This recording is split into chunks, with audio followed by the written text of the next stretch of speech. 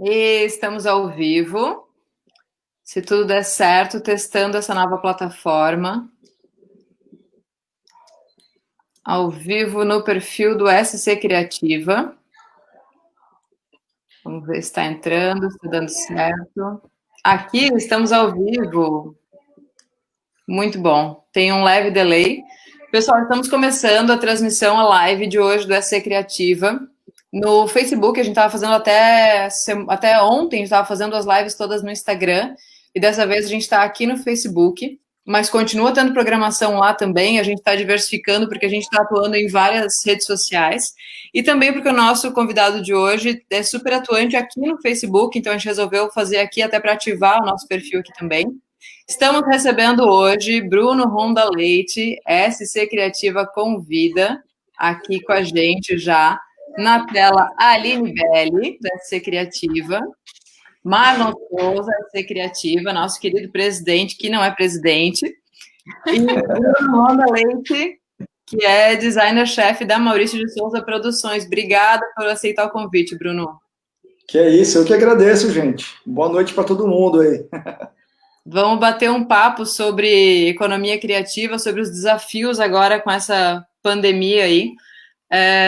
O Bruno teve com a gente, até para lembrar, o pessoal deve saber, porque foi um evento bastante comentado, teve bastante repercussão. Exatamente um ano atrás, o Bruno teve com a gente aqui em Blumenau, no Teatro Carlos Gomes, quando a gente ainda podia fazer eventos presenciais com muita gente, se abraçar e tudo mais. Foi o lançamento oficial do SC Criativa em maio do ano passado. Numa chuva, vocês lembram disso? Uma chuva impressionante. Caiu o mundo. Impressionante que estava, e mesmo assim o teatro ficou super cheio, foi muito legal, né? Foi incrível o evento. Queria aproveitar para dar o início nessa conversa, depois a gente vai desenvolvendo, mas para perguntar para o Bruno, ele falou ano passado, eu estava relembrando algumas matérias que foram feitas naquela época, e eu, inclusive, a gente fez um vídeo para o próprio SC Criativa também. Tu falavas, Bruno, da importância de unir as pontas, é uma coisa que a gente sempre bate muito firme em cima disso, a importância de unir as pontas dos setores da economia criativa, e isso mencionando o exemplo, inclusive, do próprio SC Criativa, né, que é esse movimento que surgiu justamente para as pessoas se conhecerem, trabalharem juntas. Um ano depois, num cenário completamente diferente, uma realidade completamente diferente, isso agora é fundamental para a sobrevivência já, né? É o que a gente falava bastante, né? Vamos dizer aí, nesses primeiros 5, 10 anos em que no Brasil a gente tem falado bastante sobre economia criativa e qual é o papel fundamental desse setor da economia, né, para gerar riqueza a partir de conhecimento que ele é decupado em habilidade e você transforma a realidade a partir desse segmento da economia. E uma coisa que a gente conversava bastante era em relação a como pegar todo mundo que está interessado e você conseguir reunir todas as pontas produtivas num planejamento mais coeso e mais parrudo para a gente conseguir fazer com que isso fortaleça, né?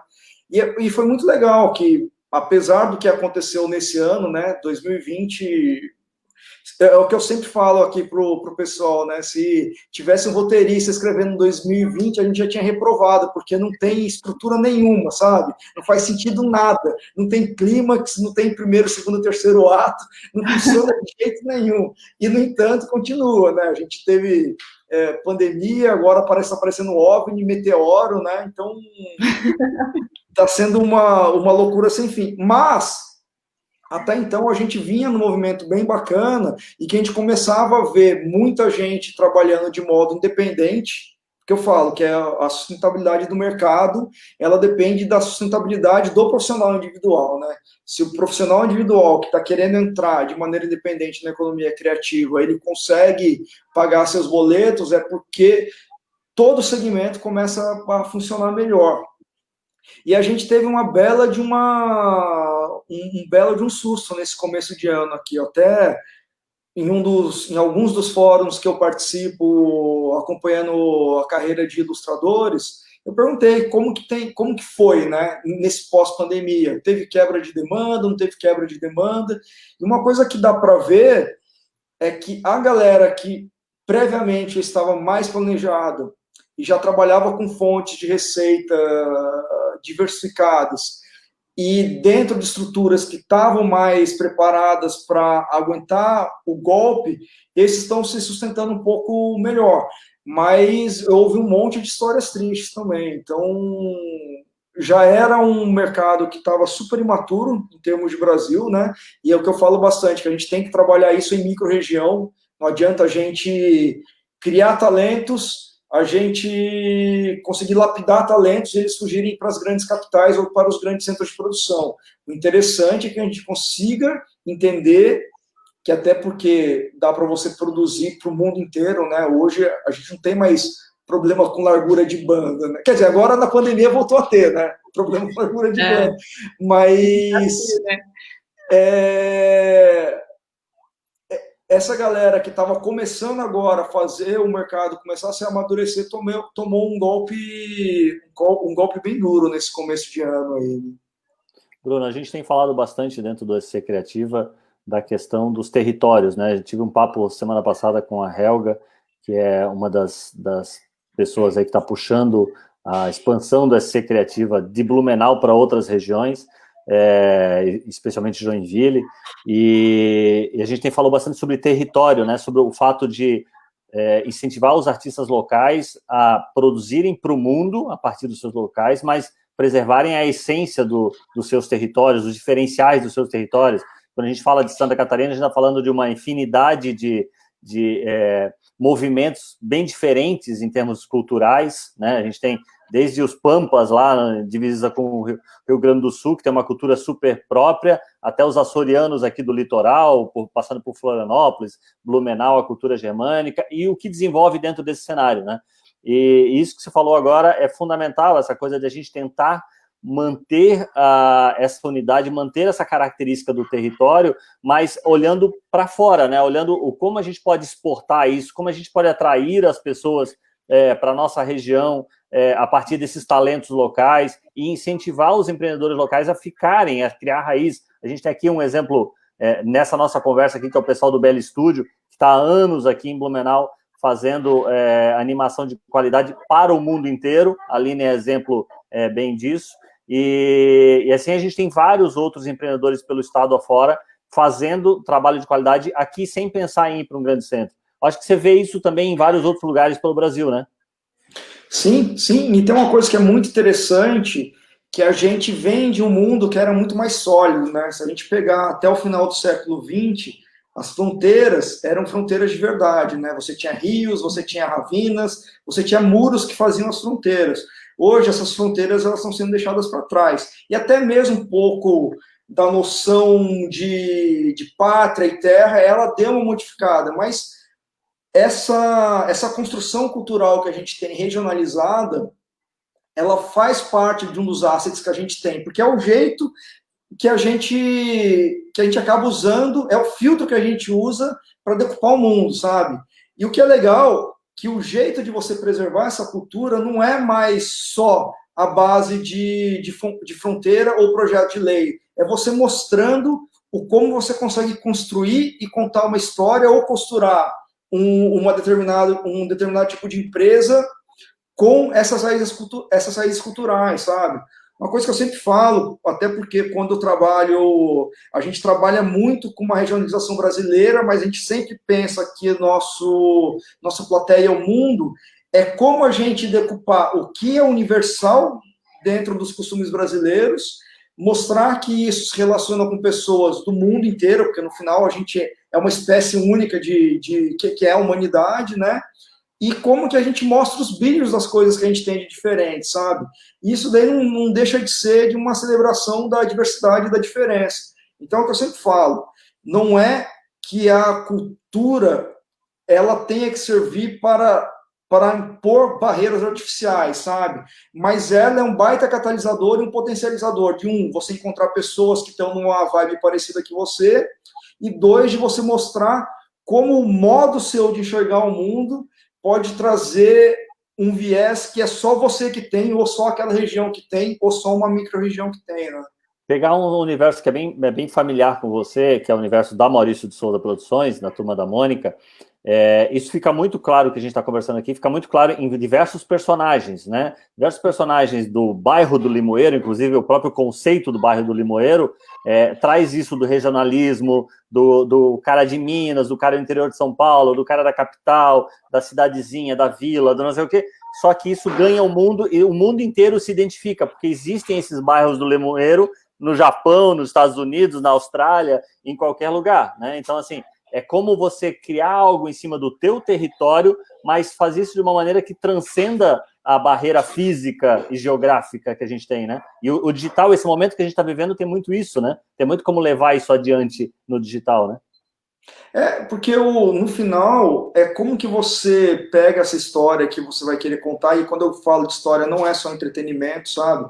É tipo, mesmo em qualquer segmento de trabalho, é como você pega essa história que você quer contar e você consegue filtrar ela até você encontrar a universalidade dela.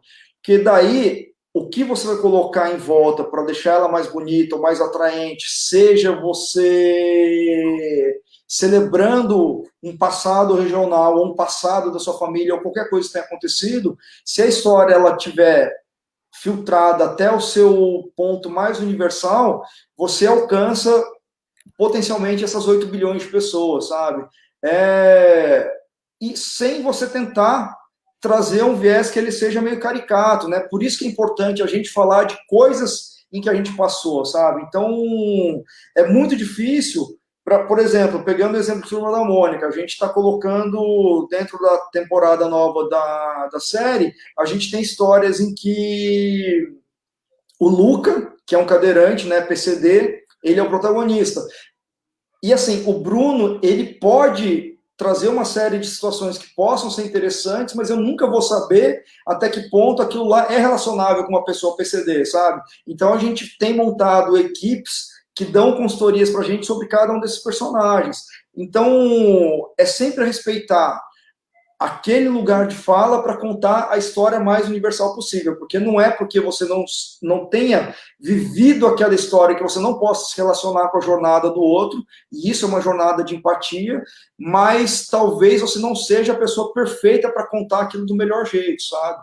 Então é sempre, como a gente começou a conversa que a Mariana falou, é conectando as pontas, sabe? E, Mariana, tem algum ponto aí, Aline, estão quietinhas ouvindo a gente bater papo aqui? A gente fica sorvendo um pouco dessa experiência. Eu estava lendo os comentários do pessoal aqui interagindo com a gente já. Pessoal, a gente consegue interagir com vocês aqui. Comentem, tá? Se tiver alguma pergunta ou tiver alguma questão, ou quiser fazer um comentário mesmo, a gente consegue ver aqui e responder. Estamos acompanhando. Kia, o Rubens, Glória, Johnny, Thaís, Viviane, a Helga. Isso, e compartilhe, aproveitando, né, compartilhem no Facebook também, nas suas páginas pessoais, essa live, quem estiver assistindo aí, porque daí a gente coloca mais gente compartilhando desse momento especial aí com o Bruno, né? Isso, Bruno, a gente não tem como fugir do tema pandemia, né? A gente não tem como fugir do tema trabalhar em casa. Se desse para fugir, né? Se desse para fugir. Pergunta aqui também. E quando você teve aqui no ano passado, uma das coisas que você falou bastante é sobre essa tua experiência a gente até conversou informalmente bastante sobre isso, essa tua experiência de home office, essa tua experiência de gerenciar um time até, né? Você é designer-chefe da Maurício de Souza, gerenciar um time à distância. E hoje muita gente está tendo que se reinventar. Eu mesmo estou em home office já há 45 dias, gerenciando um time aí de 20 e poucas pessoas, à distância, só em call, só em videoconferência e tudo mais. E você já vinha passando por isso. Conta um pouquinho o que mudou da tua experiência anterior para agora que está todo mundo em home office, então talvez até fique mais fácil a pessoa te entender aí. Então, peraí, deixa eu até complementar, porque eu ia falar que a Aline também está nessa, né? E assim, uma coisa é quando a gente tem a opção de trabalhar em casa e se prepara para isso, né? Você organiza o seu ambiente em casa, você organiza o seu escritório, você tem essa opção como, poxa, né? É um caminho de vida, né? Quero trabalhar dessa forma. Mas o que aconteceu nessa pandemia? A gente teve que lidar com algo. A gente fez, por exemplo, lá no estúdio, uma reunião numa segunda-feira dizendo, olha, por enquanto está tudo normal, vamos levar ok? Acompanhando tudo, quem já quer ir para casa, organizando as suas coisas, já pode ir para casa, vamos organizando essa parte de home office, deslocar computador, camiseta, ó, a pessoa empolgada com a camiseta. Mesa, cadeira, o que for necessário para organizar essa estrutura para a coisa funcionar legal de casa, né? E vamos acompanhar como é que Blumenau em si vai se comportar em relação ao decreto do governo do estado e tudo mais. E, de repente, chegou na quarta-feira, o prefeito disse, olha, meia-noite de hoje não tem mais ônibus, a gente vai fechar, a partir de amanhã, tudo. Então, a equipe que ainda estava em casa teve que, nossa, vamos correr, organizar as coisas para deslocar o seu material para trabalhar em casa. Então, foi super, assim, poxa, uma coisa é a organização, você tem o tempo e fazer acontecer. Outra coisa é você ter que se enquadrar naquilo que está acontecendo e organizar, né? Como é que vocês passaram por isso? Porque você tem essa experiência de home office, mas acompanhou todo mundo, né? Um monte de gente que não tinha. A Maurício de Souza inteiro teve que ir para home office, né, Bruno? Isso, eu estou perguntando isso também. Isso aí. Até vi a pergunta do Rubens aqui, mandar um abração para ele. Saudade de vocês aí, né? A gente está longe aqui, mas a gente pode fazer umas ligações dessas de vez em quando, né? Não, a Maurício está 100% em home office. É claro que tem algumas áreas lá que precisam manter o motor funcionando, TI, o prédio ainda está lá, é nosso, né? Não é que a gente vai voltar lá e vai ter samambaia agora, né?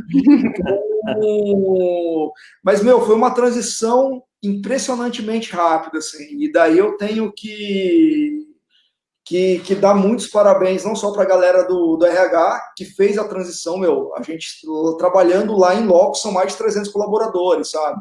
É uma loucura. E conseguiu organizar quem precisava levar máquina, quem não ia levar máquina, a TI conseguiu achar caminhos. No ponto de vista das equipes com as quais eu trabalho, né? E daí eu estou falando especificamente do núcleo de animação e do design, né?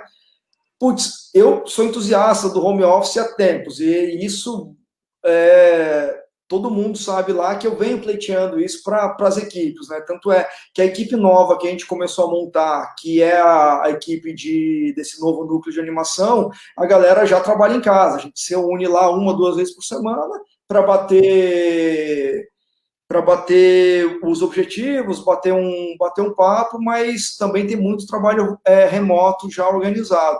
E até por conta disso, e porque quem trabalha com economia criativa geralmente tem um lado A, que é um emprego, que é o trabalho do dia a dia, e tem uma série de outros projetos, sabe? Ilustradores, roteiristas, galera que trabalha com design, tem lojinha, trabalha para outros clientes também. Então, todo mundo já meio que tem uma estruturinha, né?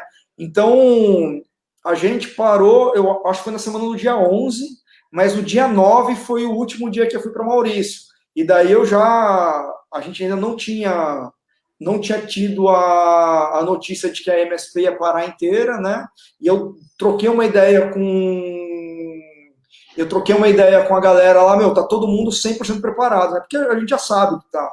Daí eu já avisei o RH, né, que lá para a Andréia, a equipe de recursos humanos da Maurício, falou, a gente está preparado, assim que precisar, aqui toda a galera usa transporte público, transporte coletivo, eu acho que a gente está é uma galera que vai estar mais vulnerável, então se vocês, assim que vocês permitirem, deixarem, a gente já vai para casa. E daí no começo da próxima semana, se assinou tudo que tinha que assinar e a gente já começou, e desde então estamos trabalhando full home office. Isso desde abril ou desde março já, Bruno? Março.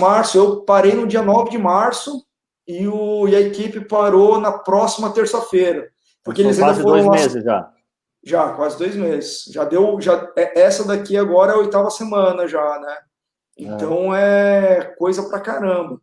E que nem o Marlon perguntou, primeiro, como que é? E assim eu acho que aí na BL a galera também deve estar entendendo como funciona para coordenar tanta gente, né? Mas é muito engraçado que, como lá na Maurício, especificamente falando da parte de produção audiovisual, a gente trabalha com muita gente de parceiro, terceirizado, sabe? Trabalha com outras produtoras. Então, já é super natural o fluxo de você estar o dia inteiro em chamada de vídeo, o dia inteiro trocando trocando mensagem, sabe? E, especificamente do meu time, da minha equipe, o design é dividido em 2 departamentos, né? É o time Juca, que é que o Mogi, que é o diretor de criação, e o time Alfredo, que é o Tim, que é o diretor de criação. Eu já coordenava a equipe à distância, porque os dias que eu estava na Maurício, que eram terças e quintas, eu estava basicamente só em sala de reunião. Então era muito mais fácil falar comigo em casa antes já, né? E isso foi uma dificuldade que rolou, porque antes eu concentrava as reuniões em terças e quintas e trabalhava de verdade segunda, quarta e sexta. Agora não, agora as reuniões elas contaminaram a segunda, quarta e sexta também. Pois é, aí eu ia até te perguntar, você quando estava em casa remoto antes da pandemia, você conseguia trabalhar focado mais tempo do que fazendo reunião? Porque você concentrava isso nos dias que você estava lá, então você obrigava o pessoal só a falar com você quando você estava lá. Mas você está vivendo a mesma coisa que eu estou vivendo e que eu acho que a maioria das pessoas está vivendo, que o teu dia ficou curto para tanta reunião, você começa às 8 da manhã e vai até às 10 da noite, tendo reunião todo dia. E esse para mim tem sido o ponto mais desafiador aqui, porque, primeiro, foi muito louco que como eu já estava, antes de começar a pandemia, eu já estava 5 anos trabalhando no esquema, não só em casa, mas em outra cidade, eu virei meio que um consultor sobre home office, assim, né? É até engraçado, até por conta disso, eu fiz um postzinho no LinkedIn que até acabou virando matéria, saiu no G1 e tal, e mesmo aquilo lá eu já revi um monte de coisa já, porque mudou pra caramba. Mas o que eu sinto é que não só aumentou muito o número de reuniões, né? Porque realmente, como o Marlon falou, não está mais super concentrado nos dias que eu estava indo, mas aumentou muito o fluxo de trabalho. Eu fiquei até meio receoso por você também, né? Por não estar mais próximo, eu sinto que as pessoas necessitam falar com você mais vezes ao dia, te acionam para qualquer assunto. Eu acho que aumentou também uma certa dependência da gestão, né? Até eu acho que as minhas equipes, as minhas equipes, como a gente já trabalhava muito assim, já era super modular e eu sempre, o meu modo de gerir é muito baseado em independência, sabe? Eu faço, às vezes, microgestão de um monte de coisas, eu tô muito enfiado, às vezes até mais que eu deveria, tanto na esfera tática quanto na esfera operacional, né? Tática operacional, mas essa galera, eles já foram 5 anos aprendendo, sabe? Mas no começo, sim, eu conversei com muito mais gente do que eu vinha conversando, né? Mas agora equilibrou. Eu acho que agora, depois de 8 semanas, as coisas estão bem mais tranquilas. Agora. Ô, Bruno, a Nilza tá pedindo para tu contares como é que tu deixas as reuniões divertidas com as tuas pegadinhas. Você ajuda? Ela sabe de alguma coisa que a gente não sabe, Bruno. Ah, queremos saber. Nilza, essas coisas você não fala, Nilza, pô. Eu acho que o que a Nilza está se referindo especificamente aqui é que eu descobri não, né? O Tim, que é um dos designers da minha equipe lá, ele me mandou um aplicativo que você instala na câmera do Mac e você consegue colocar na hora que você está fazendo chamada para o vídeo, em vez de aparecer você ao vivo, fica aparecendo um vídeo pré-gravado, sabe? É um esquema meio 11 Homens no Segredo, sabe? Na hora que eles mudam as câmeras de segurança. E daí eu testei isso várias vezes. Eu fiz um vídeo meu que eu ficava só assim. Eu vou adotar isso aí, Bruno. Me manda o link depois. Tinha um loop de uns 3 ou 4 minutos isso, né? Ainda bem que não colocou aqui, né? Eu pegava um café, voltava, tal. Quando a reunião começava a ficar chata, eu ligava isso e ia fazer outra coisa, sabe? Com a mesma roupa. Você ficava sim. Geralmente eu fazia uma vez um vídeo por dia. Mas só que daí depois, na hora que eu fui comprar o aplicativo, o dólar tá arrebentado, né? O dólar tá 5,5. Saía quase 200 paus. Eu falei, não, foi boa a piada enquanto durou. Desistiu. Fazer demo, agora eu não vou fazer mais. E a Nilza foi uma que caiu várias vezes, porque daí, não que as reuniões de núcleo tivessem chatas, mas eu fazia para encher o saco mesmo, né? É porque, tradicionalmente, eu faço isso. Às vezes a pessoa liga e eu fico travado.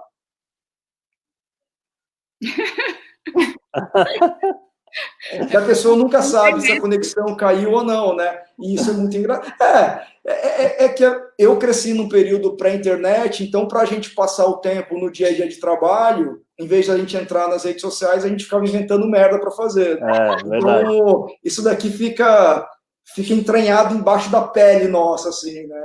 É bom até para dar uma aliviada, né? O Alex estava falando de uma questão séria, acho que a Aline também comenta sobre isso, que tem muita gente que acaba tendo o psicológico afetado, né? Muito colaborador, muita gente também autônoma que não tinha esse hábito de trabalhar em casa, estranha muito esse confinamento no trabalho também, né?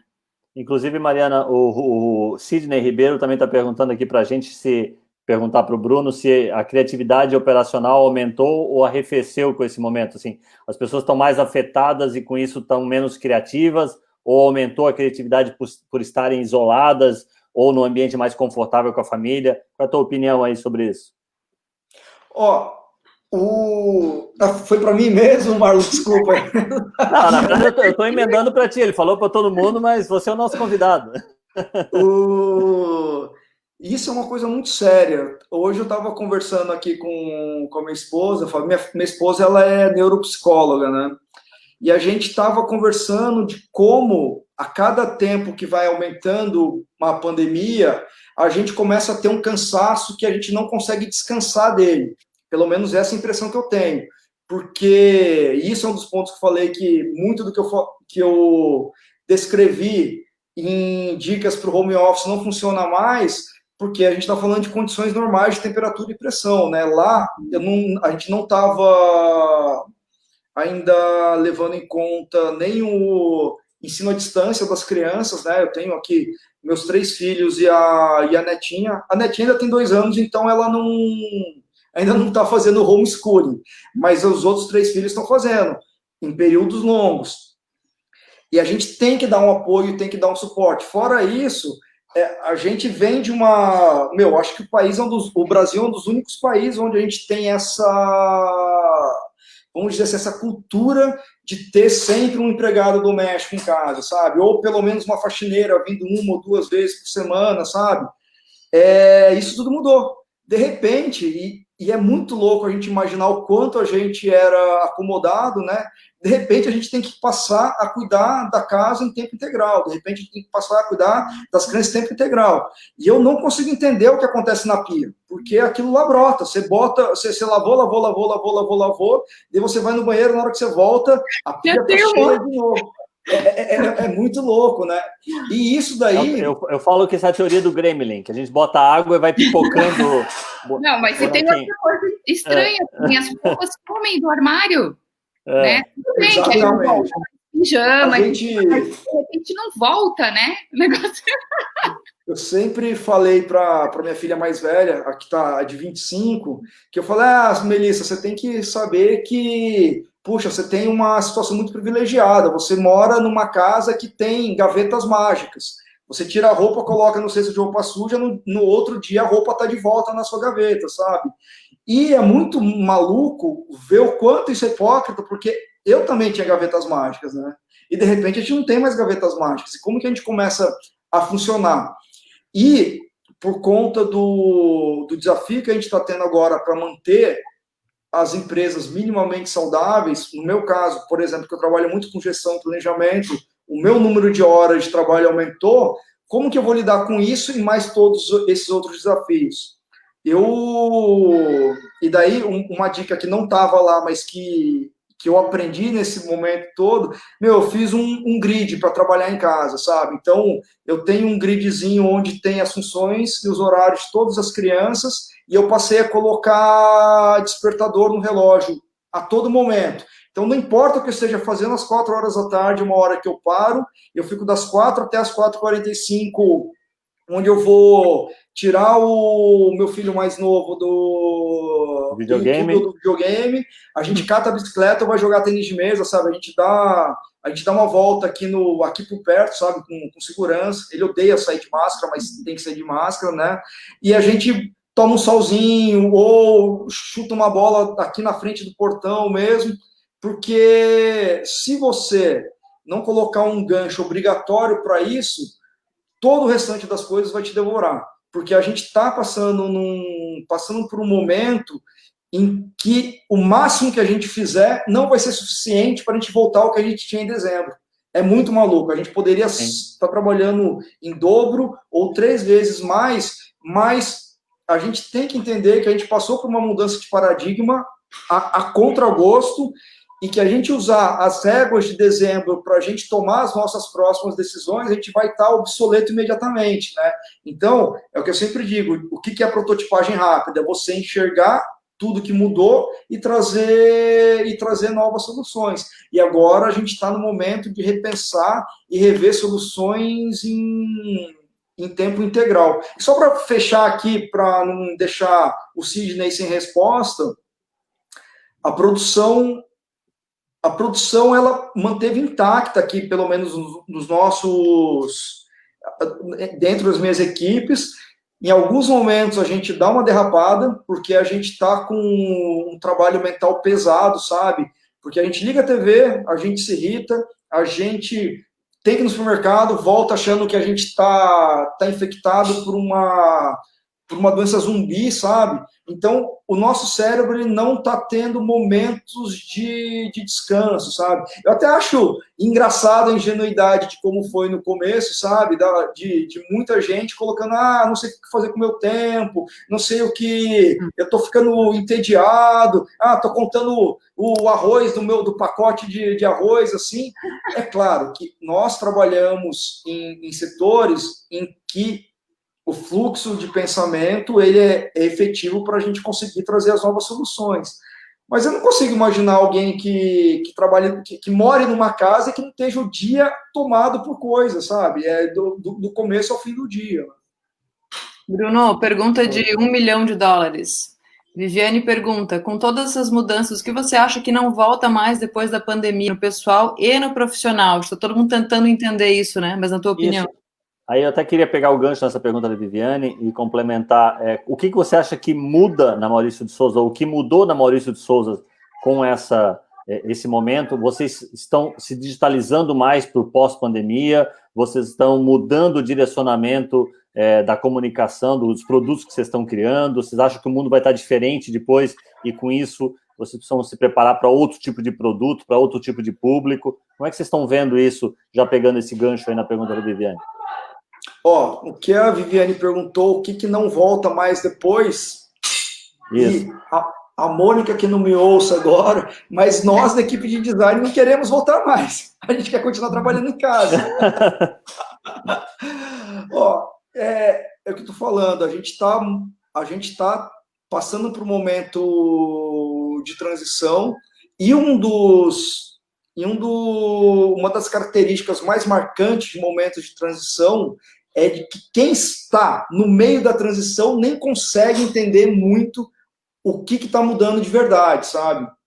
Eu acho que a gente estava na beira de poder flexibilizar as relações com o tempo de trabalho, sabe? De você não precisar trabalhar tantas horas e nem trabalhar em loco tantas vezes por semana, sabe? Eu acho que isso a gente já tinha várias correntes de gestão que falavam isso, que era muito mais importante você manter o funcionário motivado e feliz, né? E satisfeito, que ele ia produzir muito mais em menos tempo. Isso daqui a gente já teve várias empresas, que geralmente são empresas mais novas ou que têm muito dinheiro para rasgar, que começam a tentar implementar, sei lá, trabalhar em vez de 5, 4 vezes por semana, diminuir alguns períodos para, em vez de ser 8 horas, ser 6 horas. E eu acho que isso a gente vai ter uma potencialização no conhecimento e no raciocínio, porque a gente vai sair da pandemia para entrar numa recessão 2 vezes maior do que a recessão que nós já estávamos. Então, a gente já via que, apesar de todas as iniciativas e tudo que a gente estava fazendo para conseguir manter a economia em movimento, a economia ela vai sofrer um golpe. Isso independente de se falar que o isolamento social que vai frear a economia, não. A gente, como planeta, caiu aqui uma bomba. uma bomba viral, e a gente está tendo que se proteger a respeito disso. Então, o que eu acho que eu vejo que vai acontecer, e isso eu estou vendo em tempo real, não só dentro do meu trabalho, mas dentro de muita gente que eu falo, que eu acompanho, que trabalha com planejamento estratégico no médio e longo prazo, é que está começando a surgir um sem número de soluções absurdas, assim, sabe? Eu estou trabalhando num planejamento enorme, que ele é 360, para pensar todo tipo de solução de e-commerce, e não só para Maurício. Eu quero ver se a gente consegue achar uma maneira de você pegar o cara que é dono de uma perfumaria e falar para ele, putz, tem um protocolo que é seguro para você não matar o seu negócio, sabe? Como que você... Porque desse jeito você vai conseguir manter uma média de faturamento que talvez você não precise mandar embora a sua equipe. E agora a gente já está falando aqui 2 meses de isolamento social, quando a gente fala de Brasil, a gente já teve 2 meses para repensar um montão de modelos de negócio que precisariam de aglomeração de pessoas, sabe? Então, quando eu vejo lá, putz, futebol vai voltar, não vai voltar, legal. Se quiser voltar, como que vai voltar? Como que vai ser funcional? Como que isso daqui vai ser um esquema legal? Ah, cinema, putz, o cinema acabou, porque agora as pessoas não vão na sala. Ah, mas o que o cinema tem não era só a cobrança de ingresso. O cinema tem a janela do entretenimento. Ele é o primeiro lugar onde os filmes vão. Será que não pode rolar uma solução que seja um streaming cinemático, sabe? Antes de... Isso eu estou falando qualquer bobeira, tá? Não, a galera dos exibidores não acha que eu estou dando uma solução, eu só estou pensando de que é assim que tem que buscar outras soluções. Um brainstorm live. Mas aproveitando o gancho da tua resposta, tu acreditas que a economia criativa pode ser um motor para puxar essa retomada da economia?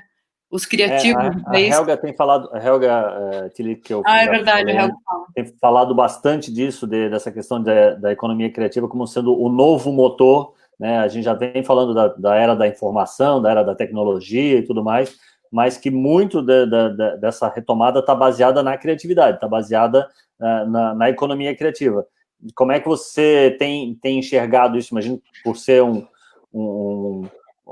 viciado em economia criativa, né, que vive divulgando isso, você deve também pensar na mesma linha. O que eu imagino que o tamanho da importância da economia criativa, ele cresce à medida em que você tem um mundo menos sólido. Até falei há um pouco tempo aí que até o século XX o mundo ele era bem mais sólido do que é hoje.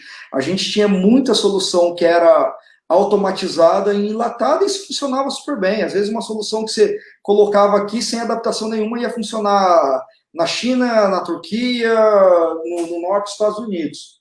Hoje, algumas dessas soluções elas podem funcionar, mas elas têm que funcionar dentro de uma adaptação hiper-regionalizada, porque assim como a gente teve uma mudança de paradigma na comunicação, que a comunicação parou de ser massiva e passou a ser one-on-one, ainda mais no pós-internet, as soluções elas vão ser desse jeito, né? Qual que é a definição que eu gosto de usar para o que é criatividade é a capacidade de solucionar problemas, certo? E o que acontece, e quando você vê agora nessa 4ª revolução industrial, é que as soluções elas têm que ser mais rápidas e têm que ser mais flexíveis. Então, o tempo todo a gente tem que entender que a gente não está mais no momento em que uma solução ela vai precisar de 10 anos para a gente verificar se ela vai funcionar ou não vai funcionar, porque algumas soluções elas têm durado 3 dias ou 10 minutos. Imagina que nessa nova ordem mundial que está rolando, quem que vai ser o profissional que vai ser mais procurado? É o cara que é capaz de entender as contingências imediatas e dar pequenas soluções, que isso daí é exatamente a característica da indústria criativa. E é que a gente vem falando, né? A indústria criativa, ela não é aquilo que você ouve, não é a música que você ouve, não é o quadro que você vê, não é a novela que você assiste apenas. A indústria criativa ela está permeada em todas as outras indústrias. porque é essa capacidade de você tirar uma ideia da cachola e transformar numa solução que ela vai gerar riqueza. Se a gente for resumir isso. Então, daqui para frente, cada vez mais do mundo que era sólido, virou líquido e está arrumando para ser gasoso, porque eu defendo que na era pós-internet, e depois da internet a gente começou a ter redes sociais onde todo mundo tem voz, e todo mundo tem que ouvir, querendo ou não, o que todo mundo está falando, as ideias elas são cada vez... As ideias elas ainda continuam solidificadas, mas a velocidade e a transição, elas são muito mais fluidas, e eu acho que a velocidade ainda vai dar uma boa aumentada. Deixando o Bauman para trás com a realidade líquida, né? Agora quero provocar... comentada sobre a questão da importância da flexibilidade, né, e da empatia, porque isso é o que vai mover muito as pessoas daqui para frente. E a gente tem realmente, assim, muitas coisas que tem que ser discutida e tem que ser trabalhada individualmente. Hoje a gente está tendo ao longo dessas 2 últimas semanas reuniões com a equipe de cinema, né, de o pessoal de publicidade e tudo, porque, quando a gente retomar, como é que a gente vai retomar? Como é que vai ser o protocolo para a gente entrar no set de filmagem? Porque antes a gente podia fazer um set de filmagem com 60, 100 pessoas. Hoje, a gente tem que respeitar aquele distanciamento, como é que vai ser a interação dos atores, como é que vai ser a questão de manter as pessoas em quarentena antes do set, depois do set, como é que isso vai funcionar? Então, tem muita coisa que tem que ser pensada em conjunto, em que as pessoas precisam ter realmente empatia e flexibilidade, porque são várias realidades aqui que a gente está falando de um cenário, neste momento ainda, em plena subida aí da pandemia, né? Eu acho que a gente ainda vai ter alguns meses bastante desafiadores pela frente, não falando só de economia, de vidas mesmo, de um emocional que hoje está de um jeito e daqui a 2 meses a gente não sabe como vai estar. Estou falando de grupos grandes, né? De repente no trabalho da gente, nos amigos, na família e tudo mais. Então, vamos lá, a gente tem muito para conseguir fazer ainda por esses dias, né? Eu queria pegar um gancho nisso que a Aline falou e até no que o Bruno estava falando antes, e até para a gente discutir aqui. A Aline falou de um cenário, de um universo de muita gente, mas ao mesmo tempo um universo restrito, que é o universo de cinema, né, de produção de cinema. E o Bruno estava falando antes de como a criatividade pode reativar economias, como a gente pode achar soluções diferentes para coisas que a gente não tinha pensado antes. Eu quero levar isso para um universo menor ainda. A gente tem falado muito, especialmente dentro do movimento da Ser Criativa, sobre os microempreendedores, sobre os micro criativos. Então, a gente está falando de artesãos, a gente está falando até do pessoal que trabalha com teatro, pessoal que trabalha com feiras, promoção de eventos, os pequenos músicos locais. Como esse pessoal se reinventa? Como esse pessoal vai para o digital? Comparando com esse universo gigante do entretenimento que você vive, que é Maurício de Souza, comparando com esse universo que a Aline vive, que já é um pouco muito maior, né, aliás, do que a realidade de muitas pessoas com quem a gente tem lidado no dia a dia. Como é que vocês dois veem as possibilidades para essas pessoas que estão com uma dificuldade muito maior, de sem conseguir ver como vender o serviço deles, como continuar prestando esse serviço, como vender a sua arte? Quer começar, Aline? Para o ímpar. Eu estava assistindo uma live com um pessoal no Rio to See, que essa semana está acontecendo várias palestras, né? E eles estavam trazendo esse universo da música, de cantores e empresários que já são consolidados, né, já são fortes no Brasil e tudo mais, e esses cantores até estavam dizendo assim, gente, tem um monte de gente que aparece pra gente pedindo live de graça, pra gente fazer shows, pra mostrar em casa como é que é tudo, e a gente tá no maior, né, tá tendo aquela coisa de estar cancelado todos os shows até o final do ano, a gente não sabe como vai reconstruir, vai refazer, assim, rapidamente esse processo, e aí eu fiquei pensando como é a questão justamente para quem não tem fama ainda e tem que começar num universo que a disputa está tão grande, porque olha só a quantidade de coisas que a gente tem acontecendo online, né? Por dia mesmo, quantidade de palestra, quantidade de gente fazendo lives e música e eventos e tudo mais, eventos pequenos, mas virtuais e tudo mais, a disputa da atenção está muito grande, né? Então, cada vez mais a questão da rede e do acionar vai ser muito necessária, mas eu ainda não tenho uma resposta para como é que isso pode trazer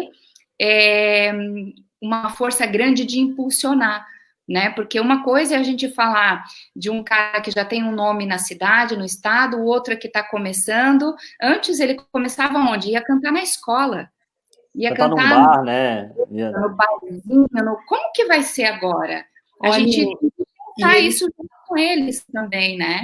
Eles falavam nessa mesma live aí do Rio TC, eles falavam também não só dos artistas, mas da cadeia que vem junto, né? Tem os graxas, tem os técnicos, como é que ganha esse pessoal todo junto, né? Que é um desafio gigantesco.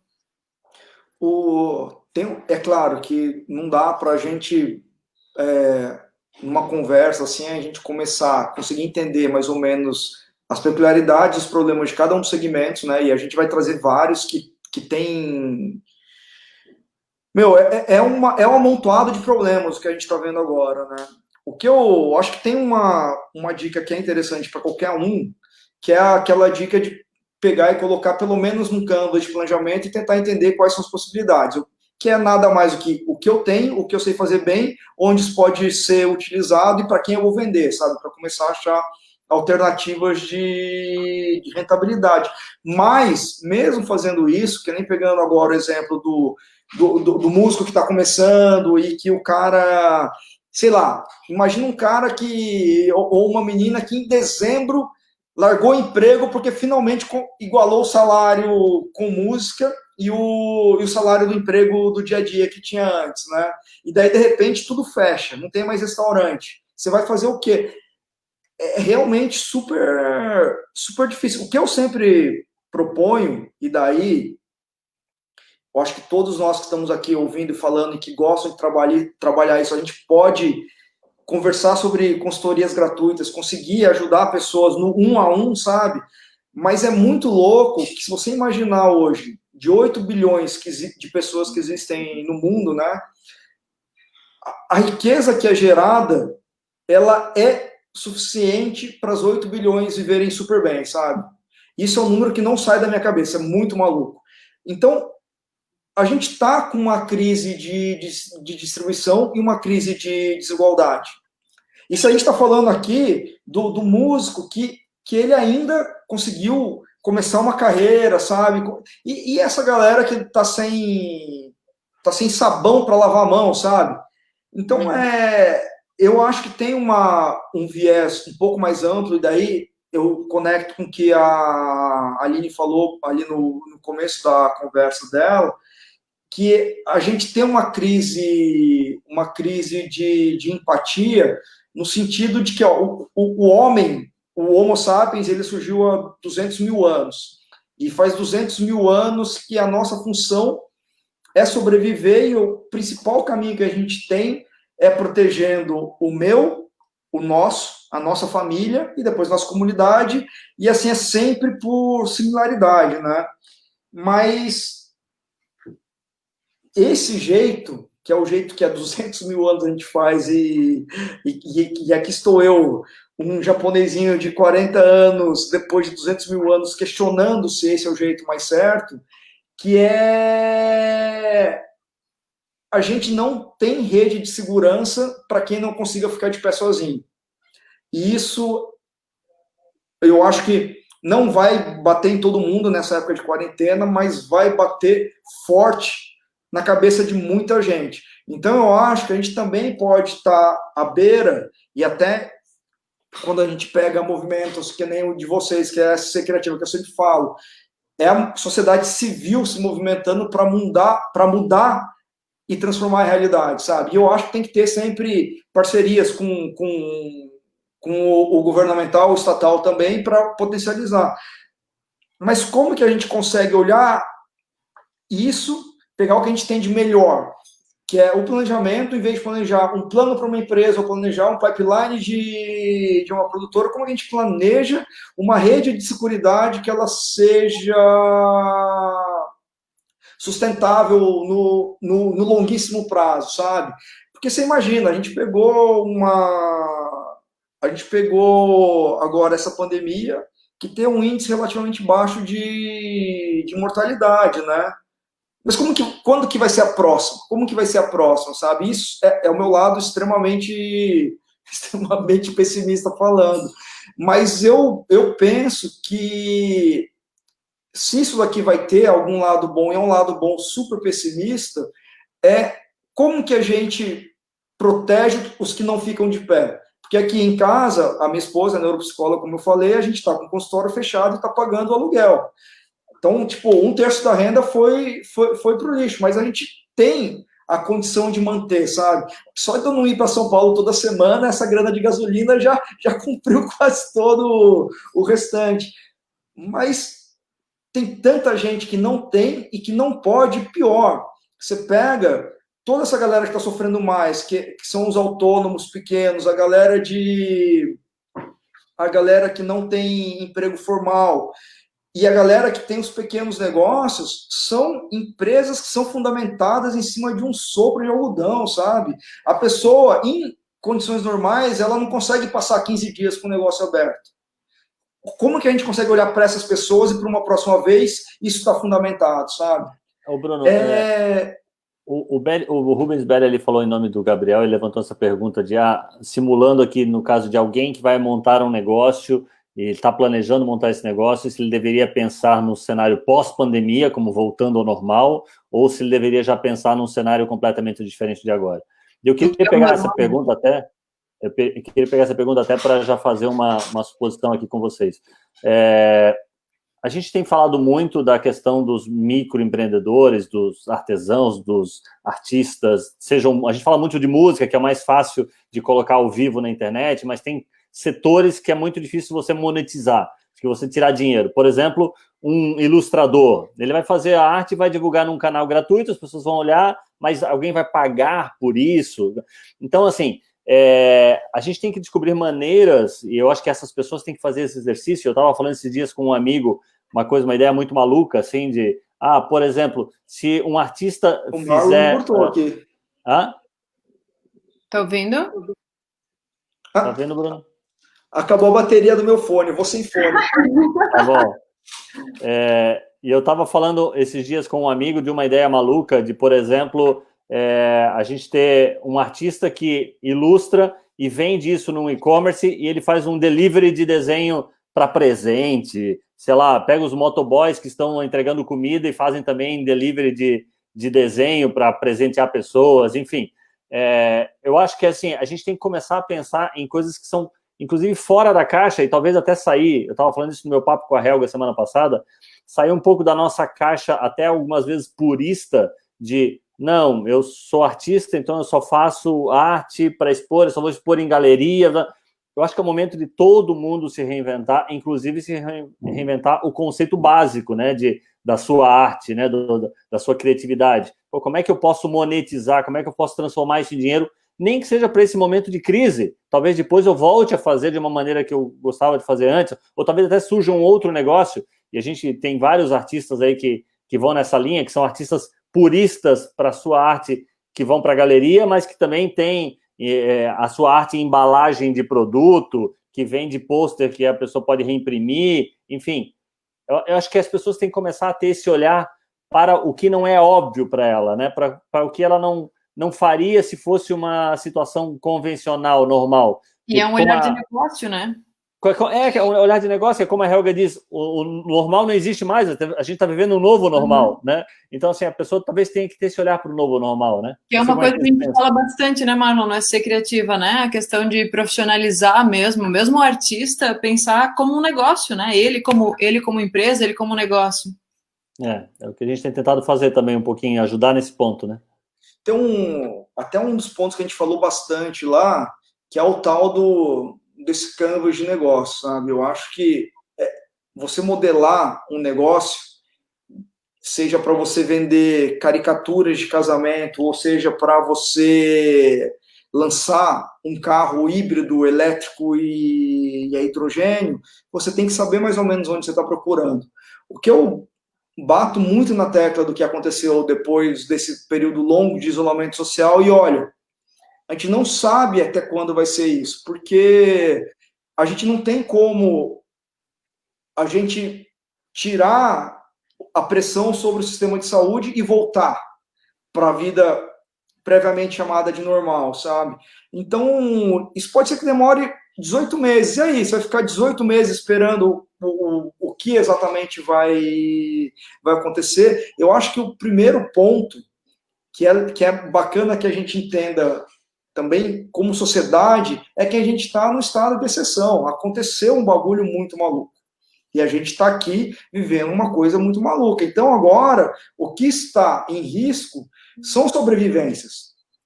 Não é muito maluco, né? Que às vezes eu vi aqui no começo, porque eu sou um defensor fervoroso do isolamento social, sabe? E eu acho que com o tempo a gente vai achar protocolo de segurança versus maneiras em que a gente consiga levar o nosso negócio, pedaços do nosso negócio para o mundo digital, e a gente vai reequilibrar as nossas fontes de renda. Mas a ideia de você querer que a gente continue com a vida normal, tendo e acontecendo o que está acontecendo, é muito maluco, porque às vezes parece que você está tentando defender um padrão de vida, e você não está tentando defender a vida do geral, assim, sabe? E que faz parte de proteger os mais vulneráveis. Mas linkando isso com o que o Marlon falou, tem uma solução vigente para todas as áreas. E a gente vai ter que descobrir, dentro da particularidade de cada uma das áreas, como fazer isso, que é o e-commerce, é como monetizar coisas que você consegue vender virtualmente sem que você precise estar num lugar com várias pessoas. Música, ainda eu acho que é um desafio bem difícil ainda, porque você começar agora uma carreira a ponto das pessoas quererem colocar uma graninha dentro da sua música é mais difícil mesmo. Mas tem um mercado de música que é interessante, Bruno, que é o mercado do streaming, né? Eu percebo vários artistas fazendo um esforço grande para serem lembrados nesse momento e impulsionando as suas plataformas de streaming, né? Eu tenho um exemplo que eu acompanho bastante, que é o do Léo Vieira, que está fazendo uma série muito legal chamada Moradas, em que ele toca, mas com uma qualidade fenomenal, ele toca em conjunto com um artista que está na casa desse outro artista. E aí cada um na sua casa falando sobre as suas moradas e fez uma websérie, que está levando muita gente para consumir os álbuns do Léo na plataforma de Spotify. Então, assim, isso faz com que ele monetize lá. Eu acho que o que os artistas todos podem pensar é uma maneira de fazer isso em escala. Então, daqui a pouco, uma plataforma para teatro, uma plataforma para design, uma plataforma para artesanato, uma plataforma, enfim, para todos esses outros segmentos que de alguma maneira, podem digitalizar os seus serviços ou produtos. O pessoal, desculpa, só para incluir aqui o comentário do Johnny, que estava falando, e aí a gente volta àquela questão que o Bruno estava falando também, de que a gente parte do princípio de que está todo mundo na mesma régua, né? Quando, na verdade, tem gente que está numa situação muito mais complicada e tudo mais. E a gente falando disso, desse exemplo de reinvenção na internet, a gente parte do princípio de que todo mundo tem acesso à internet de qualidade, com uma banda legal e tudo mais, né? Estamos nos reinventando no online. Mas aí o Johnny levanta essa questão também, que está acompanhando a gente, falando que a internet de qualidade deveria ser incluído como item básico para a população, conectando os 4 cantos do Brasil, aumentando a possibilidade de trabalho e qualidade de vida. Internet nunca foi tão importante, né? E é isso que eu estava falando quando eu comecei a tergiversar e eu viajei na filosofia lógica aqui, é que a gente, ainda mais em situação Brasil, a gente não tem uma boa rede de seguridade, sabe? É muito engraçado que eu cresci ouvindo a ideia de, putz, você não dá o peixe, dá varinha, tal, porque a Irlanda quase se afundou por ter uma política assistencialista, piriri, pororó. Mas é engraçado que se fora de momentos de crise, você tem uma rede de seguridade social que, inclusive, encaixa isso que a Mariana acabou de falar, que é uma inclusão digital de alta escala e de larga escala, sabe? Se já é importante em condições normais de temperatura e pressão, olha o que acontece quando chega uma crise, sabe? Putz, o governo está dando R$600, sabe? Só que esses R$600 não chegam nas pessoas.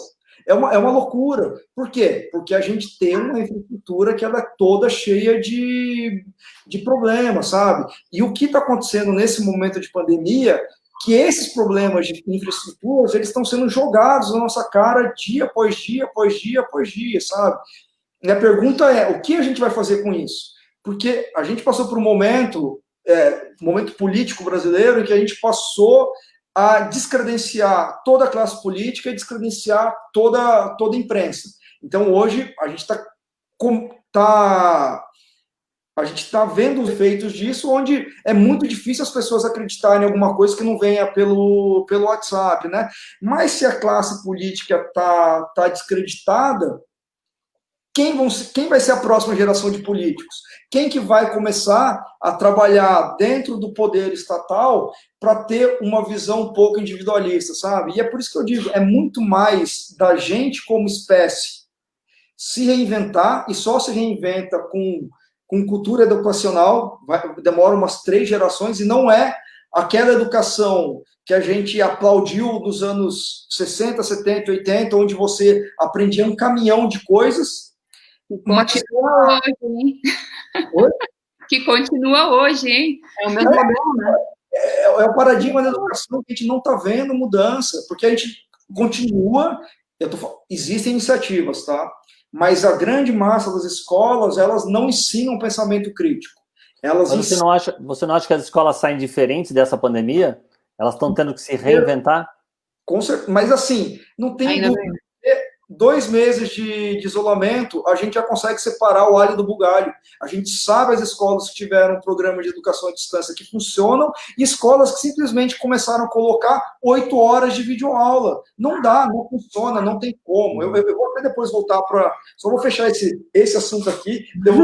O hiperlink. Vale outra live, hein? Só para falar de escola, fazendo esse mergulho e experiência, porque, nossa, a gente tem tanta coisa para mudar. É muito engraçado que como isso reflete diretamente como a gente foi nesses 200 mil primeiros anos. Se você imaginar, a escola no século XX, ela servia para te dar um monte de conteúdo. Por quê? Porque a gente tinha uma crise de acesso à informação.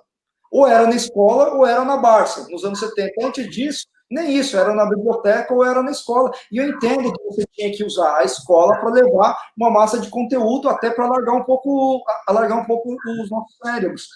Mas essa massa de conteúdo, ela servia para quê? Para você disputar uma vaga com o cara que está do seu lado. A gente nunca trabalhou coletivamente.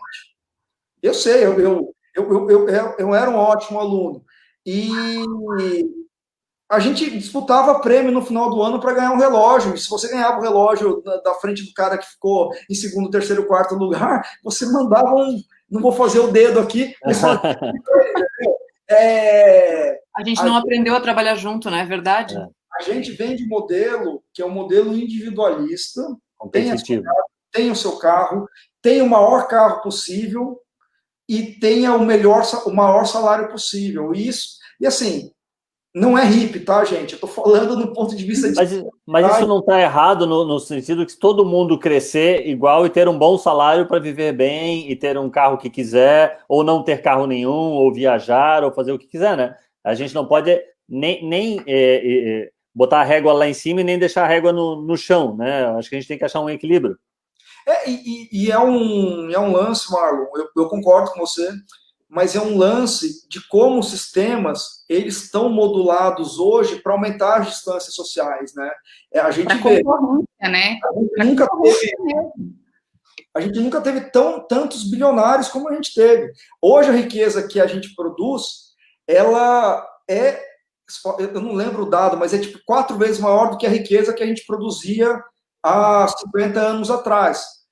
Porém, essa riqueza está muito mais concentrada, porque efetivamente, depois do capitalismo financeiro, onde você podia pegar a sua grana e investir e deixar o dinheiro trabalhar para você, as distâncias elas super aumentaram. E eu não estou fazendo uma crítica ao sistema, estou apontando coisas que o sistema, sobre os quais o sistema está estabilizado hoje e que não incentivam uma coletividade. Porque quando a gente pega uma iniciativa, mesmo como é da SC Criativa, precisou ter uma quebra de paradigma dentro da cidade e do Estado. Isso não é um movimento natural. O movimento natural é que as empresas que começam pequenas dentro das suas garagens, elas cresçam, virem de 200 pessoas, 400 pessoas, 4.000 pessoas, a gente acaba tendo uma família que, obviamente, ela vai usufruir disso que ela construiu, mas quem constrói essa riqueza, no final, é um conjunto de pessoas, né? E é isso que eu acabo sempre sugerindo, que é um ponto da gente começar a rever os paradigmas nos quais a humanidade foi construída e ver se isso vai funcionar daqui para frente.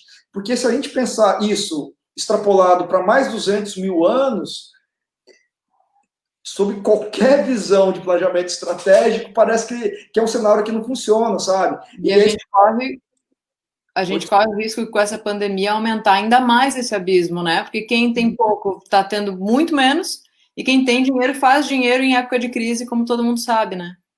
Sim, e de novo, não quero levantar uma polêmica em relação a como seria o próximo passo do capitalismo, como que é você ter um olhar mais progressista, social, não é isso. Só o que eu estou levantando aqui, que por conta do momento de pandemia que a gente está vivendo, a gente está vendo feridas muito mais expostas. E quando a gente olha as coisas que foram cicatrizadas, elas deixaram queloides. É como se a gente estivesse vendo uma luz muito mais acesa, assim, né? Ô, Bruno, a Thaís Fortes falou para a gente exatamente isso que você falou aí. Nós não vivemos uma grande guerra na nossa geração, mas estamos vivendo uma pandemia e isso está jogando muita coisa na nossa cara. Então, eu acho que a gente está vivendo a nossa guerra, né? O século passado teve 2 grandes guerras, tiveram mais várias espalhadas pelo mundo, e a gente agora está começando esse século aí, no primeiro quarto, quinto desse século, e está vivendo, acho que, uma das maiores guerras que esse mundo já viu, né? E é muito louco, porque se você imaginar um país como o Brasil, que a gente não tem cataclismas climáticos, exceto... A gente tem muita chuva, mas é muito mais por falta de planejamento urbano que isso acarreta tanto prejuízo. Mas é muito maluco que as condições que foram dadas para a gente, como se a gente estivesse jogando buraco, a gente saísse com 2 canastras, sabe? O Brasil é um lugar muito rico e muito sólido, apesar de ter lugares em que é mais difícil a riqueza chegar até por motivos geográficos. Mas é muito louco que isso acabou fomentando e movimentando muito mais o movimento de desigualdade do que o contrário, né? Imagina se a gente tivesse, se uma segunda grande guerra tivesse acontecido aqui na América do Sul, né? O que seria o Brasil hoje? É um exercício de pensamento bem maluco, imagina. Vamos para uma coisa mais positiva agora? A gente falou de quebra de paradigma. Deixa eu fechar um ponto da escola, que é um negócio que vai lá. Deixa para uma próxima live aí.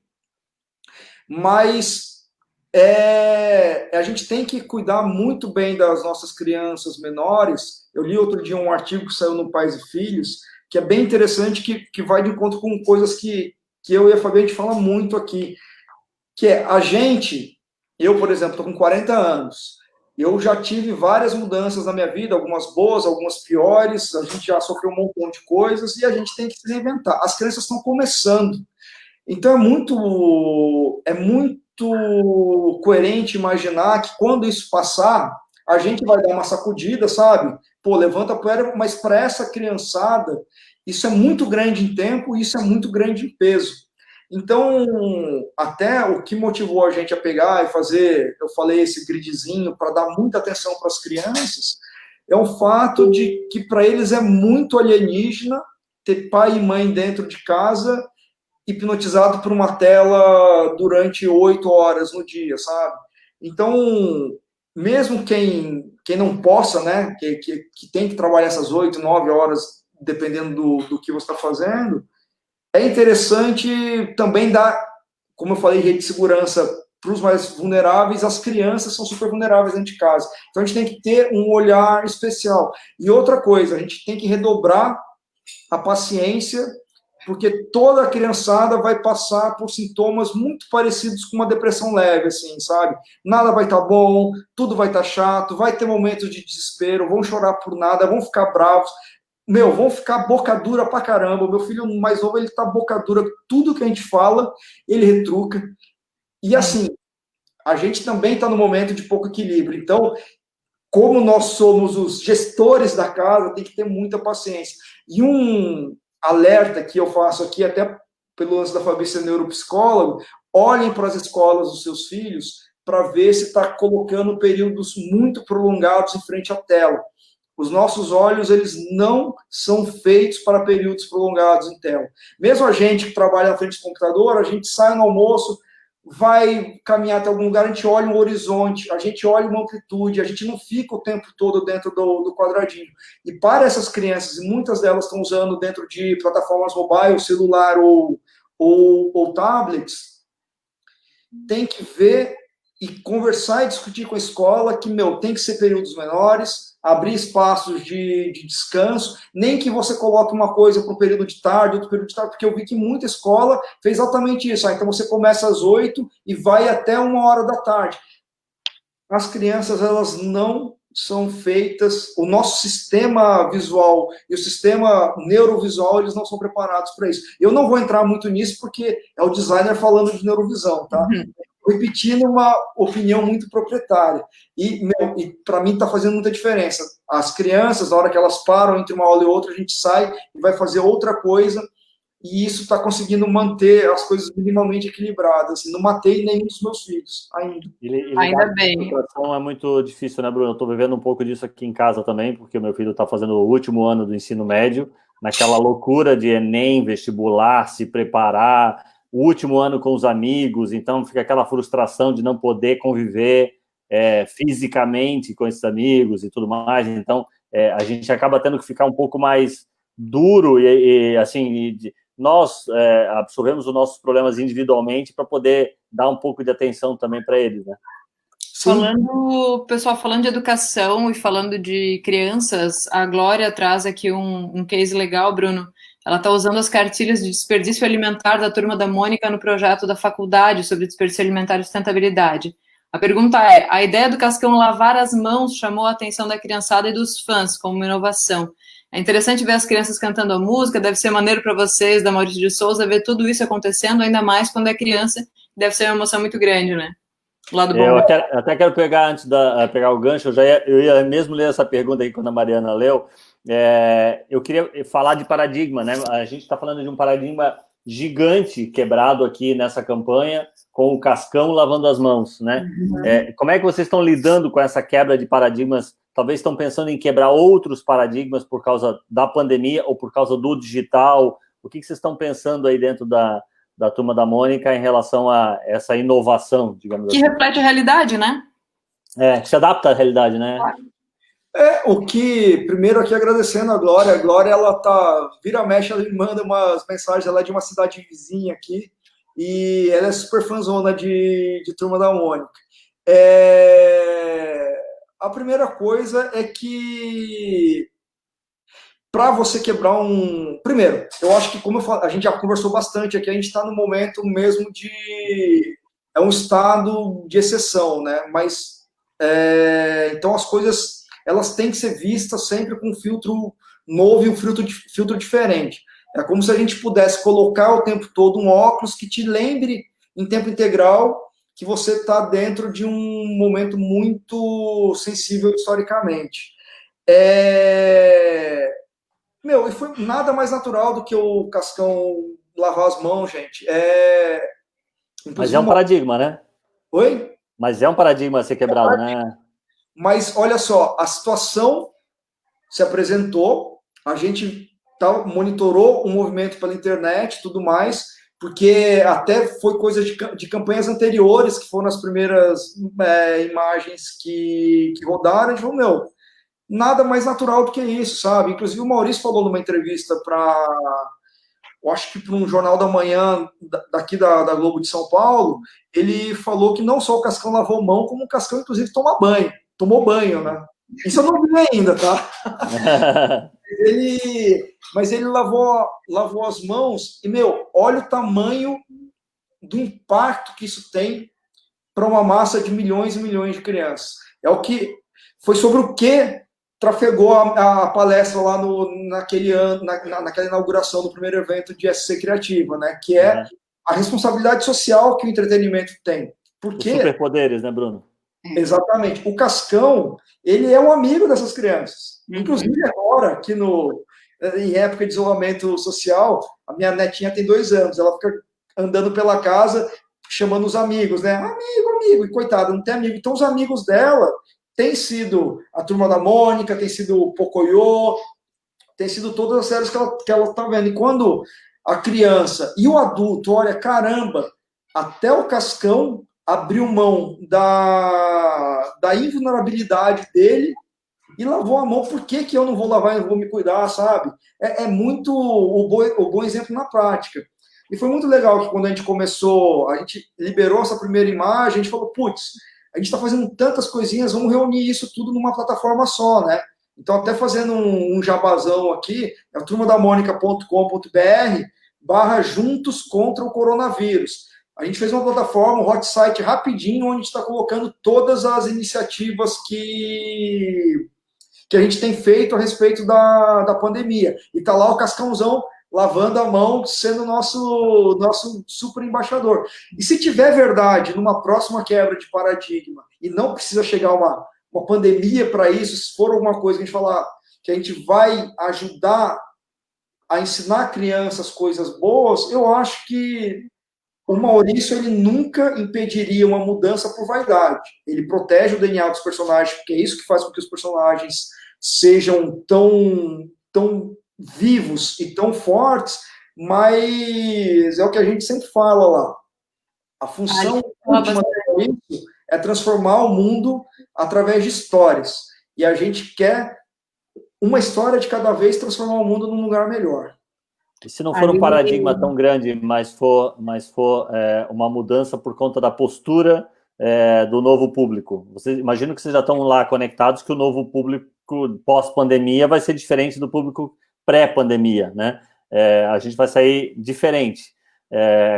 Vocês já estão pensando em mudar outras coisas na Maurício de Souza, na Turma da Mônica, em coisas que eles iriam produzir, por exemplo, o novo filme sai ou não sai, vai virar streaming, sabe, coisas nesse sentido, assim, vocês estão pensando em mudar o direcionamento estratégico da MSP por conta da pandemia? Eu acho que independente da gente querer ou não mudar, as coisas todas já mudaram, né? Então, todo o nosso planejamento, ele sofreu uma parada brusca e a gente está revendo uma montanha de coisas, né? Imagina que a gente estava todo bonitão aqui, atravessando uma estrada e, de repente, veio um caminhão e jogou uma luz na nossa cara. A gente está assim. Você estava surfando uma onda gigante, né? Porque o filme deu uma onda gigante, tudo estava dando uma onda gigante, vocês estavam super bem, né? Então, e alguém deu uma desligada nessa onda, mas... a gente vê é que tem um monte de marolinha, sabe? E a gente está tentando, a gente afiou o olhar para a gente pegar todas essas marolas de oportunidade e transformar isso em coisas legais. Então, até agora, até porque a gente está nesse momento ainda congelado, a gente está seguindo... É uma coisa que um grande filósofo ocidental fala sempre, né? Que é o Nick Fury, dos Vingadores. Fala que enquanto o mundo não parar de rodar, o mundo ainda está... A gente vai se comportar como se o mundo estivesse girando. Então, a gente atualizando as regras, para a gente saber que é um mundo diferente, e a gente notando que o mundo ainda não acabou, se bem que já está tendo Vespa gigante nos Estados Unidos de novo agora, né? Mas ainda não acabou, as Vespas não chegaram.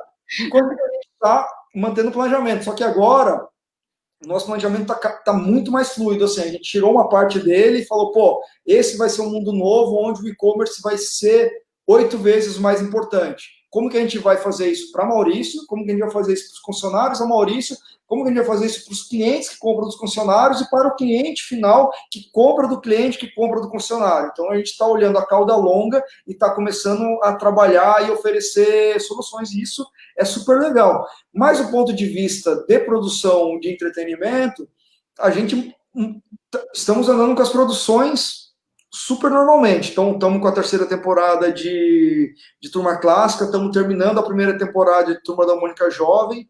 Mônica Toy não teve quebra de produção.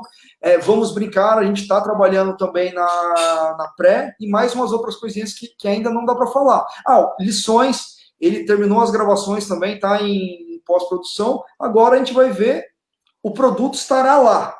Onde vai passar e quando vai passar, isso a gente está esperando um dia de cada vez, sabe? A gente está com o ouvido grudado no chão para ouvir qual que é o som dos cavalos, assim.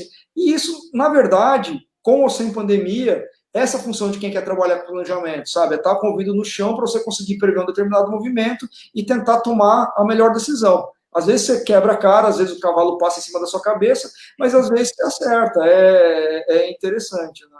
E quem puder se preparar para esse momento pós-pandemia chegar, tem aí uma grande oportunidade, né? De tirar projetos da gaveta, de começar a estruturar, porque também o pessoal vai voltar com sede de consumir coisa boa, né? E de estudar, né, Marlon? Aproveitar o tempo para pesquisar, para buscar referência. Agora é a hora de beber de mais fontes. E se autocapacitar, né? Tendo tempo livre ou não tendo tempo livre, uma das principais vantagens de quem trabalha com economia criativa, que o principal maquinário que a gente usa é a cabeça e a capacidade de absorver referências, sabe? Então, é continuar vendo, assistindo, aprendendo e planejando. Mesmo que você não vá planejar os grandes e longos passos, é planejar cada micro passo, mas sempre tendo um norte muito... Ele não precisa estar tão claro, mas você tem que deixar que coração e mente tenham mais ou menos, não sejam brigando e falar, puta, vamos por aqui ou vamos por aqui, sabe? E sabendo que quem vai estar aqui atrás mordendo a sua bunda é uma manada de boletos. Então você tem que ter mais ou menos a direção para que lado você vai querer ir para você correr certo, né? Toda crise traz grandes oportunidades, né? Eu acho que principalmente quando ela é tão geral, assim, ela pegou todo mundo, ela chacoalhou todos os setores, todos os países, gente, né? Porque o vírus vai chegar em todos os lugares. Então, ela vai trazer grandes oportunidades, e eu acho que a questão, principalmente, até surgiu algumas perguntas aqui, um ou outro se repetiu, eu estava dando uma acompanhada, mas construir pontes, né? Fazer ligações com pessoas, trabalhar em conjunto, né? A gente tem que... tem uma pergunta de uma estudante que está... no primeiro semestre de publicidade, que é a Júlia Amado, né? Ela está pedindo para o Bruno qual é a dica no momento atual para quem está iniciando a caminhada, que já, né, lá atrás teve um pouquinho, né?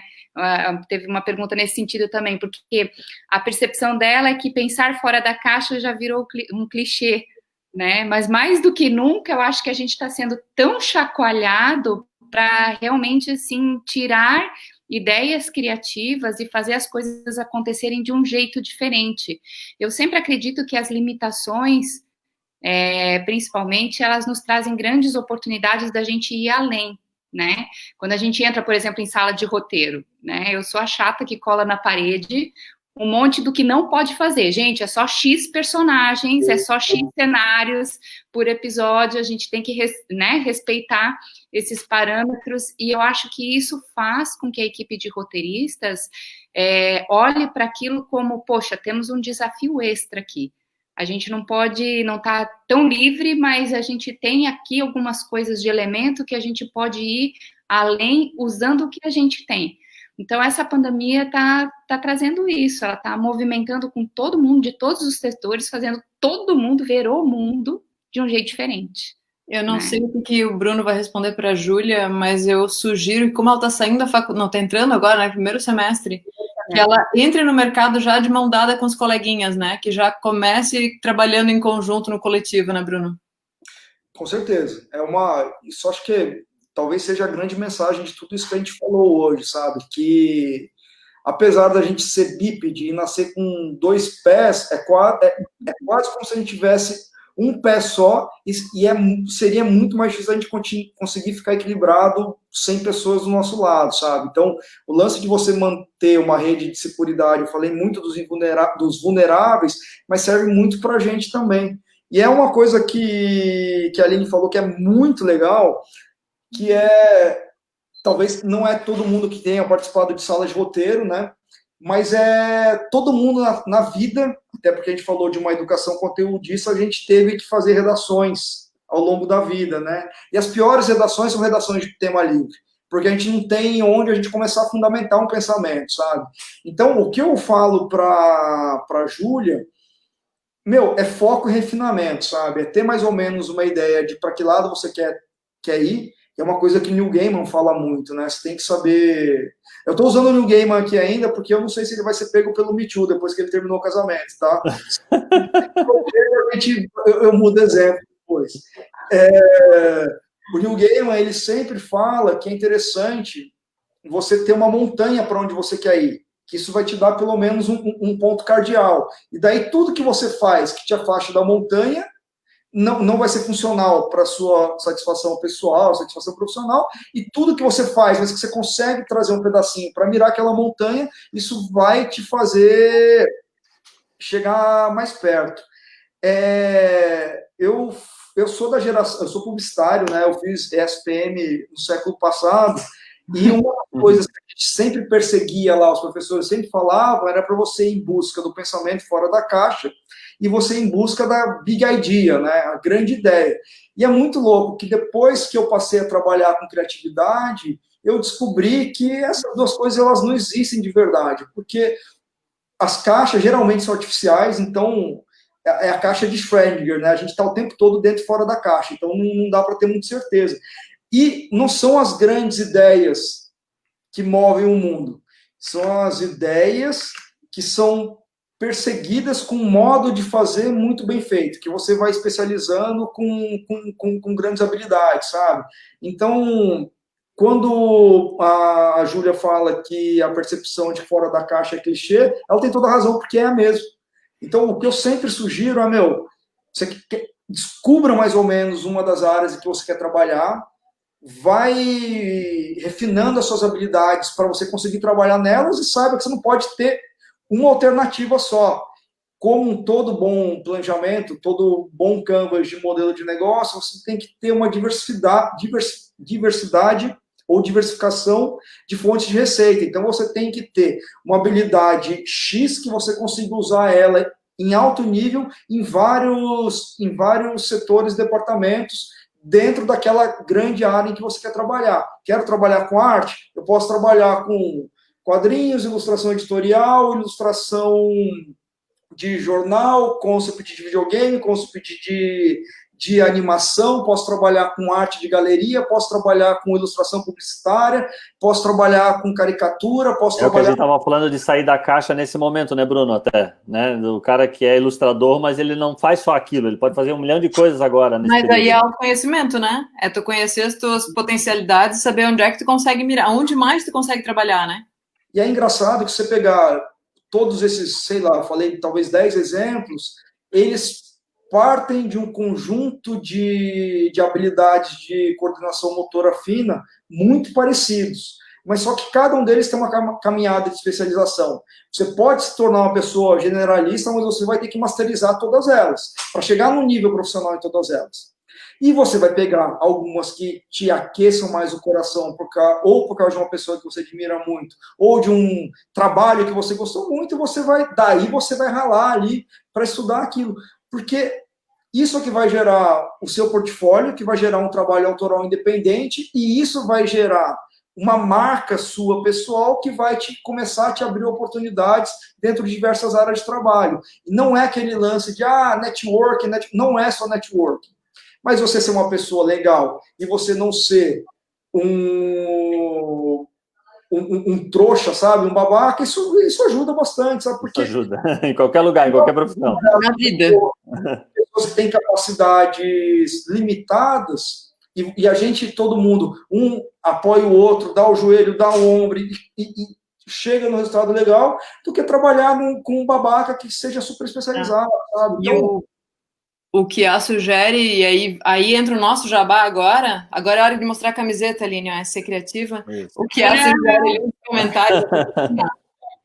O que a sugere ali nos comentários para a Júlia entrar no SC Criativa, para ativar essa rede aí de contatos e estar junto com a gente, porque estamos ali, a ideia é que todo mundo cresça junto mesmo, né? Até colocou o link ali para o pessoal entrar no nosso grupo aberto de WhatsApp, quem quiser participar. E fica aqui também o domínio, né, www.sccriativa.com.br, que tem o link do WhatsApp, tem o link do Instagram, desse canal aqui do Facebook, de todas as nossas mídias sociais, aproveitando o jabá que a Mariana falou, temos uma infinidade de lives, amanhã tem uma live legal sobre museus, com o pessoal do Museu da Hering e o Museu da VEG aqui de Santa Catarina. Na semana que vem, temos uma maratona de segunda até sábado, tem live todo dia. A Helga está puxando uma frente de lives com o pessoal do estado inteiro. Vai ter um representante de praticamente toda a região do estado, Lages, Florianópolis, Chapecó, Joinville, todo mundo que está trabalhando a economia criativa no seu município vai estar nesse papo com a Helga semana que vem. Então, a gente está preparando um monte de coisa legal aí, porque a nossa função como movimento é essa, né? É fazer com que as pessoas se questionem, busquem conhecimento, troquem experiência e formem unidade, né? Formem conjunto para a gente se ajudar.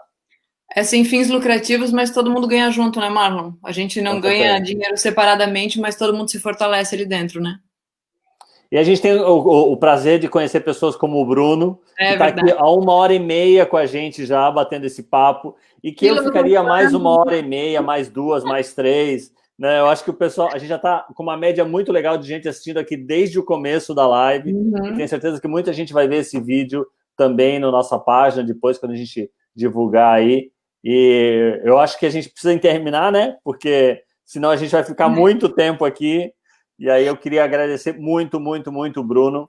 Quero deixar convite aqui para o Bruno fazer mais vários projetos com a gente. A gente tem muita ideia legal para tocar em conjunto. Fica aqui até já o convite para fazer um treinamento sobre o seu Canvas, né? Você tem um projeto muito legal de Canvas, aí a gente pode fazer uma live aqui explicando o teu processo de Canvas. E a gente tem um monte de coisa boa para fazer junto. O que perguntou de ferramentas usadas, né, e tudo mais, a gente pode fazer uma nova só para compartilhar isso daí, formas práticas, né? E é muito emblemático, inclusive, esse encontro, né, Bruno? Porque faz exatamente um ano que você esteve aqui, nós nos conhecemos pessoalmente, você foi um dos palestrantes na fundação do SC Criativa, nosso primeiro evento. E está sendo no nosso padrinho. O Alex está sendo muito legal. Mandar uma camiseta para ele, porque ele já é do time. Próxima live tem que estar com a camiseta. Tem que mandar atualizada, né? A gente deu a outra, tem que dar a nova agora. Eu já me considero membro honorário já, apesar de Santa Catarina não chegar até São José dos Campos, eu considero que aí. Então, eu faço parte aí, eu sou super fã da iniciativa, e é claro, fã de todos vocês, foi muito legal. Não só a acolhida foi muito bacana, mas, é muito agradável sempre a gente conversar filosoficamente sobre todas essas coisas que tem a ver com a nossa persona profissional, né? Eu, fico muito, muito feliz. É só levantar a pauta que eu vou me chamar aí, vocês estão sempre tem prioridade nos convites aí, gente. E se quiser fazer essa sobre o Canvas, eu já tenho o Canvas todo descritinho, assim, ponto a ponto, ele é bem direcionado para criatividade aplicada em entretenimento, sabe? Para quem quer trabalhar com quadrinhos, tem um projeto de arte ou uma série animada, ele é todo já estabelecido para esse lado. A Aline vai puxar essa contigo, né, Aline? Já está anotado. E a gente comprometeu aqui, ó, na frente de um monte de gente. Isso, já tá anotado. Já vamos marcar a data. Já estou com a agendinha aqui das nossas lives. Super obrigada mesmo, viu, Bruno? Obrigada aí. Eu que agradeço muito mesmo, todos vocês aí, Marlon, Mariana, Aline, pela conversa agradabilíssima aqui. Então... o pessoal está gostando bastante, tem um monte de comentário aqui sobre a live, todo mundo acho que adorou. Agradecemos demais quem acompanhou de casa, quem estava com a gente até agora, quem entrou, teve que sair ou entrou depois. Foi um papo muito legal, vai ficar na íntegra nos nossos canais, no Facebook, a gente vai postar depois lá no Instagram, no Facebook, em todos os lugares, tá? O nosso time de retaguarda aí vai fazer esse trabalho. Agradecemos demais todo mundo. Obrigado, Bruno. Aline, Mariana, galera toda aí, um beijão para todos vocês. Obrigada, gente. Obrigada, Bruno. Obrigada, Aline. Só reforçando o que tu falasse, Marlon, amanhã a gente tem live sobre museus e esse 5 da tarde. Pandemia no Instagram do SC Criativa, não aqui no Facebook. Essa é a nossa primeira aqui no Facebook. E a gente tem a Maratona da Helga na semana que vem com um monte de convidado legal, Floripa Conecta, tem um monte de case massa do estado todo, que vai ser também no Instagram. A gente está diversificando, mas a gente avisa em todas as redes sociais onde é que eu gostei da ideia de fazer aqui, funcionou bem, essa daqui, vamos fazer mais. Essa ferramenta é bem legal. Vou ver se eu consigo deixar salva agora, a ideia é que eu consiga, para deixar salva aqui para todo mundo. E eu reforço aqui o convite que eu já faço nos grupos e que já faço em todas as lives. Pessoal do estado inteiro que quiser participar com a gente, entra no grupo, tem o grupo aberto de WhatsApp, tem o grupo do GT, que é o grupo de trabalho, onde a gente fala o tempo todo, o dia inteiro, todo dia. Então, assim, participe conosco e mandem as suas dicas de lives que vocês queiram fazer, pessoas que vocês indicam para estar conosco aqui batendo papo. A gente vai ter o maior carinho em abrir esse espaço para vocês, tá bom? Isso mesmo, é SC Criativa, né? Todo mundo. Isso. Valeu, gente. Bruno, grande abraço, querido. Boa noite. Fecha aí, Mariana.